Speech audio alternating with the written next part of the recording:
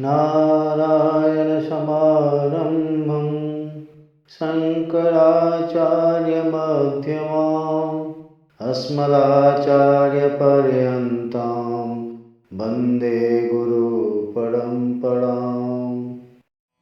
आज हम पुरुषार्थ चतुष्टय के दूसरे भाग अर्थ के विषय में बात करेंगे। 4 पुरुषार्थों में अर्थ धर्म के बाद दूसरा पुरुषार्थ। मनुष्याणां वृत्तिः अर्थः। जो भी क्रिया भौतिक जीवन से संबंधित है वो अर्थ है। अर्थ शब्द के कई अर्थ होते हैं, कई मतलब होते हैं। इसे 3 रूपों में हम देखेंगे। एक, शब्दों के अर्थ।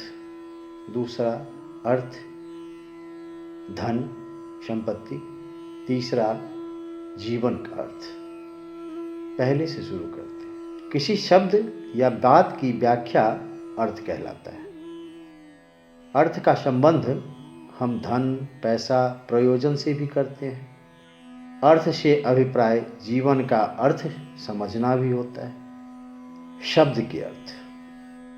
साहित्य शास्त्र में अर्थ 3 प्रकार से माना गया है। 3 प्रकार। अभिधा से वाच्यार्थ, लक्षणा से लक्ष्यार्थ, व्यंजना से व्यंग्यार्थ। तो ये 3 प्रकार से साहित्य शास्त्र में शब्दों के अर्थ होते हैं। अभिधा शब्द शक्ति से वाच्यार्थ का मतलब है। शब्द शक्ति से वाच्यार्थ का मतलब है किसी शब्द का सामान्य प्रचलित या मुख्य अर्थ, यानी यह शब्दों के शब्दकोशीय अर्थ का बोध कराती है। शब्द का सीधा अर्थ बतलाती है यह अभिधा। लक्षणा से लक्ष्यार्थ का मतलब है मुख्य अर्थ से जुड़े अन्य अर्थ का बोध कराती है। जो उसका मुख्य अर्थ है लेकिन अन्य उससे जुड़ा हुआ यह बोध कराती है। शब्द के मुख्य अर्थ से जुड़ा है लेकिन वह मुख्य अर्थ नहीं है, वो लक्षणा हुआ उसके लक्षण से। व्यंजना व्यंग्यात्मक होता है। वहाँ प्रयुक्त होती है जहाँ वाक्य तो साधारण होते हैं लेकिन प्रत्येक श्रोता के लिए अपना अपना भिन्न अर्थ होता है। शब्द हम कुछ बोल रहे हैं, सबके अर्थ अपने अपने हिसाब से लगाते हैं। व्यंग्यार्थ। इससे उत्पन्न भाव को व्यंग्यार्थ कहा जाता है या व्यंजनाशय होता है। 4 पुरुषार्थों में एक अर्थ का मतलब धन, यानी अर्थ को पाने का प्रयास करना है। अर्थ के बिना अर्थात धन के बिना संसार का कार्य चल ही नहीं सकता। जीवन की प्रगति का आधार ही धन है। यहाँ तक कि धर्म भी अर्थ से ही है। धनात् धर्मः ततः सुखम।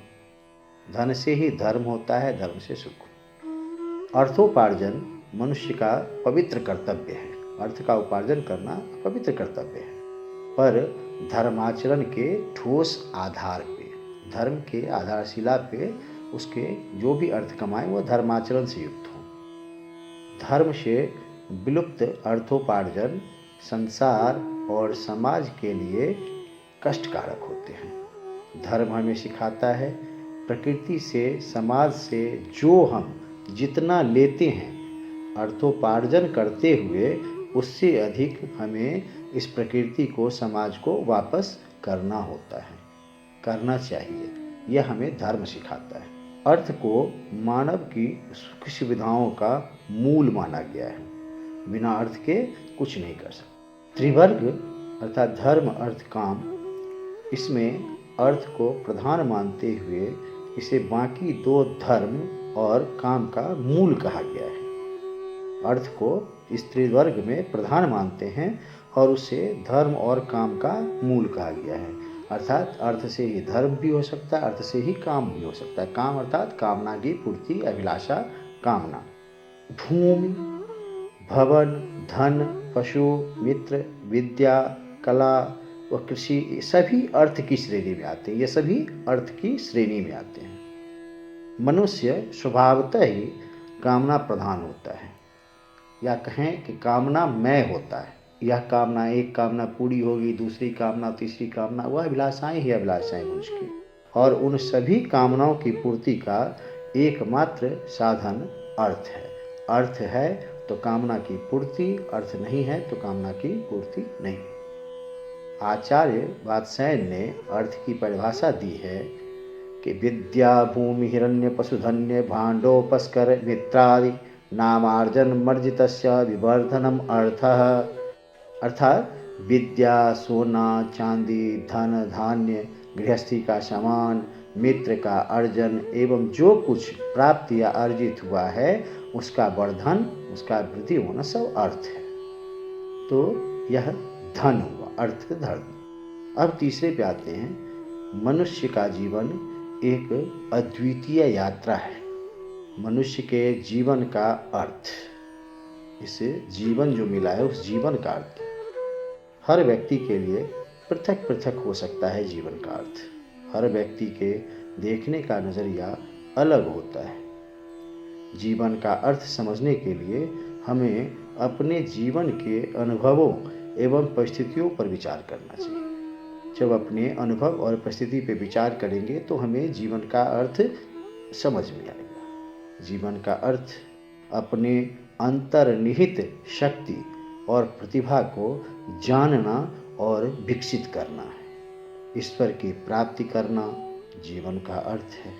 जीवन का अर्थ है अपने और अपने परिवार के लिए योगदान करना, अपने सपने को पूरा करना, सामाजिक संबंध बनाना, दूसरों के साथ सहयोग करना, अपने जीवन को सार्थक बनाना, ये जीवन के अर्थ है। दूसरों के प्रति सत्कार भाव रखना, यह जीवन का अर्थ है। प्रत्येक व्यक्ति में सार एक गुण होता है, जो जीवन का सार कहते हैं। सार एक गुण होता है जो उसे मौलिकता देती है। इस सार के अभाव में व्यक्ति अपनी पहचान खो देता है। जब उसके जीवन का सार नहीं मालूम तो वो अपनी पहचान, वो मौलिकता खो देता है। और ईश्वर, जीव, प्रकृति की विवेचना इसके तत्व हैं। सार जो एक गुण है, उस गुण का तत्व वह ईश्वर, जीव, प्रकृति की विवेचना करना इसका तत्व है। मतलब यह है कि जीवन के सार तत्व को समझने से व्यक्ति का जीवन सही दिशा में चलकर अपने लक्ष्य को हासिल कर सकता है। यथा चित्तम तथा वाचो, यथा वाचस्तथा क्रिया, चित्ते वाच क्रियायां च साधुनामेक रूपम। ओम पूर्णमदः पूर्णमिदं पूर्णात् पूर्णमुदच्यते पूर्णस्य पूर्णमादाय पूर्णमेवावशिष्यते।